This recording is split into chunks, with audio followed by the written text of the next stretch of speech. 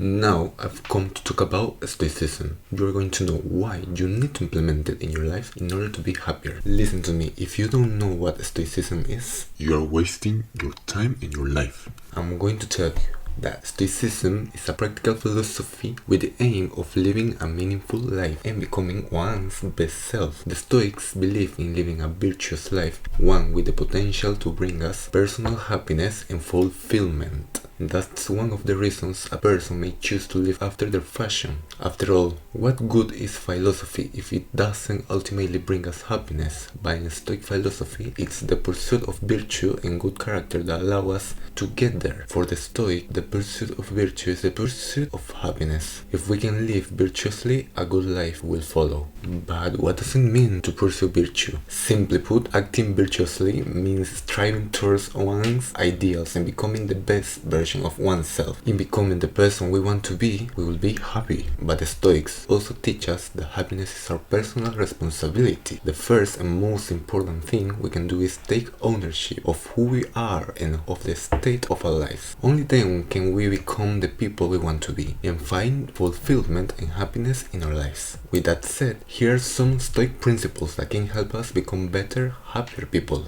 Stop worrying about what you cannot control. Stoicism is built around the foundational idea that we cannot control the world around us, but we can control how we respond to it. The Stoic reminds themselves that in life there are things we have absolutely no control over, there are things we have partial control over, and there are things we have complete control of. The only way we can have peace in our lives is to accept this, let go of what we cannot control, and then focus on that which we do control. What don't we control? We cannot control the world around us, external events, other people, nature, our genetics, or the past. To try to or to worry about any of these things is pointless and only makes life more difficult. It's in our constant attempt to try to control these things that we end up suffering. Suffering is our psychological resistance to what happens. Events may cause physical pain, but they don't in themselves create suffering. Resistance creates suffering. The only problem in your life is your mind's resistance to it as it unfolds. Our unhappiness is, in large, caused by thinking that we control things that we cannot. In a sense, this is like arguing with reality, and it's at the root of many, if not most, of our problems. So first accepting that there are things we just don't control is essential if we want to move forward with our lives. Focus on what you can control. If we cannot control the world, external events, or other people, what is left in our control? The Stoics argue that the only two things that we have absolute control over are our thoughts and actions. We cannot control the world around us, but we can control how we respond to it through our judgments and reactions. Inevitably, things will happen in life that we cannot control, but it's our perceptions of events followed by how we respond to them that makes these things good or bad. The most important practice for the Stoic is to differentiate between the two, and then to focus on what we can control, our judgments and our voluntary actions and our choices. We cannot completely control what happened to us, but we can control how we perceive it and how we choose to respond and react. That is where our power lies. Of course, understanding this dichotomy is only a part of it, but we must also do is remember it. The more we remind ourselves of this, the less we will suffer from fear and anxiety, and the easier it will be for us to invest our energy and efforts into becoming the people we want to be. Think about death. We all know we are going to die at some point, yet we live as if our lives will last forever. Thus, we waste a lot of time doing things that are unimportant and do us little to nothing to move us in the direction we want to go in. We waste time and then we complain that we don't have enough of it. All the while, death hangs over our shoulder with every second that goes by.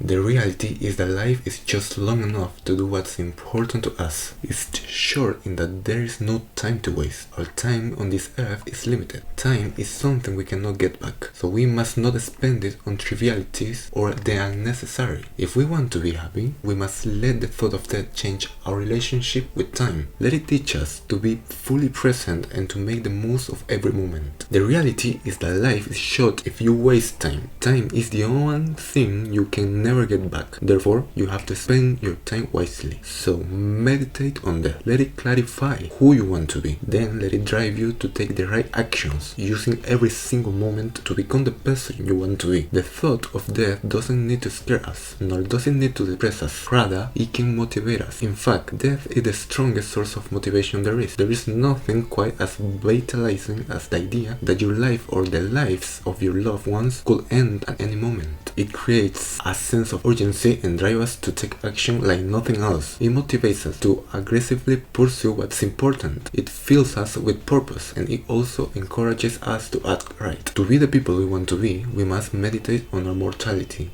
And we must do it often. Only through the knowledge that our lives will someday end can we learn to truly live them. Want less. Most people believe one of the most prominent lessons in Stoicism is learning to want less. That happiness comes about through obtaining more of something. We believe that it is in having more of things like success, money, fame, talent, time, or possessions. Once we achieve these things, we believe our problems will go away, and then we can finally be happy with our lives. The issue is that it's our incessant want of more that only makes our lives more difficult. We become slaves to our own desires, but the opposite is also true. The Stoics teach that we can free ourselves by simply wanting less. Living a good life doesn't happen through attaining more things. In fact, even if we do get all the things that we want, it's never enough. But also, the reality is that you won't get everything that you want. If we attach our happiness to things we don't have, the unhappier we will be. Instead, we can learn to want what we already have. Life has given you a lot. You just have to recognize it. This is not just a matter of being grateful. It's about being pragmatic. Look at what you do have and then put it to good use. You cannot control what you don't have, but you can control what you do have. True wealth and power arise from your ability to make use of what's in your possession. What gives it value is how you use it, not just in having it. If you go about expecting life to give you everything you want, you will be constantly disappointed and you will never find happiness. It's far better to accept it is as it is, recognize what you do have, and then make the most of it. Yes, it's okay to want certain things such as the essentials for a comfortable, thriving life, and it's also good to have dreams, aspirations, and goals. You should be striving to improve yourself, your circumstances, and to build a better life for you and your loved ones. These things are part of improving ourselves and our lives. The Stoics aren't telling us to eliminate desire completely, rather they are just encouraging us to want the right things, to practice appreciation of what we do have, and then to use them to our advantage. Everything we need, we already have. Simplify your life. Stoicism is at its core about simplicity. It's about simplifying your life in every regard and in living essentially. The Stoics teach that what's essential to a good life is what we control, our character. Our ability to create happiness comes from this. We must first realize that all we truly need for happiness is ourselves. Yes, there are also basic necessities that we need, but most of us have completely cluttered our lives with things we don't need. What we can do is cut everything unnecessary. Intrinsically, we think of first clear material things, though it's not just material things we have to cut, but also our thoughts and action. We should constantly be mindful of whether our thoughts and action are doing anything to move us forward